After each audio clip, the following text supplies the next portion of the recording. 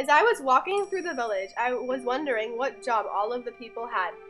After interviewing a couple of villagers, I found it very interesting what different jobs they all had, and I have comprehended what a different lifestyle these people lead compared to us due to their jobs.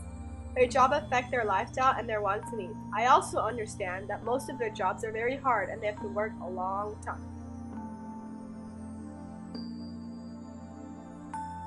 All these people need a job, whether they are rice farmers, make rooster cages, weave silk, or make fishing nets. These people need an income.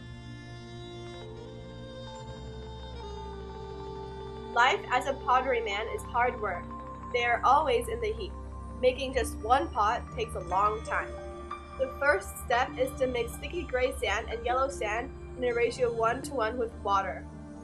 The clay is then put in a machine to make it a nice shape and mix it to make it easier to work with.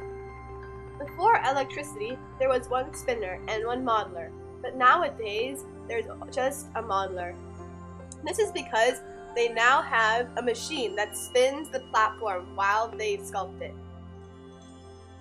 After sculpting the pot is put in a kiln to bake. These kilns can become 1,100 degrees hot. Burning wood is then put at the front, and the pottery is put on a platform inside. Here you see the inside of a kiln. After baking the clay for 48 hours, the pottery has shrunk by 13% and it is time to paint. It takes 2 weeks to paint one pot. Now it is time for the super kiln. It has 3 kilns in one and it saves energy. In the first kiln it is 1,200 degrees, in the second it is 1,100 degrees, and in the third it is 1,000 degrees. The pot is left in the super kiln for 5 days. And that's how you make a pot. I find that pottery is hard work because when I was at the factory I found it exceptionally hot. Also, I think that pottery is cheap considering the long process and the hard work of a pottery man.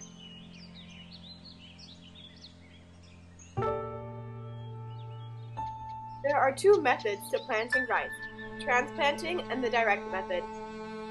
When using the transplanting method, you first plow, then rake with the rice tractor. You then soak the seeds for 1 day, and after germination, you sow the seeds. After 30 days in the field, the plants become seedlings and are ready for pulling. In the transplanting area, you replant the seedlings 25 centimeters to 25 centimeters apart. For the plants to grow properly, they need to be submerged in at least 15 centimeters of water. So the rice doesn't have any competition, the farmers will weed the plants or spray insecticides and fungicides. You just have to wait and voila! Time for harvesting. There are 2 ways to harvest, by hand or by using a combined machine. Following harvesting is compressing, which takes 2 days. The farmers thresh, dry, then winnow, cleaning the seeds by using a basket. Transplanting is the best method to grow rice because you can make sure that the rice has optimal growing conditions. The farmers work really hard in order to make 1 bowl of rice for us. Here is Sang, a 70-year-old retired rice farmer. He told us that rice farming was extremely hard. He said that your back was always sore and plowing was painful and challenging as well. Making silk is also a job that we found interesting in the village. There are 4 steps to making silk. The first step is having the silkworms when they are larvae. They have to be fed and taken care of. The second step is the cocoons. The yellow and white cocoons are then put in a basket outside, where the silk makers wait for them to become moths. The moths leave behind their cocoons.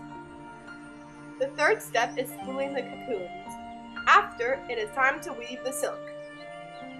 I've been to a mass market silk farm and they killed the worms when they were in the cocoons to get the silk earlier. I found it very great that these villagers waited for them to become moths and finish the silkworm life cycle.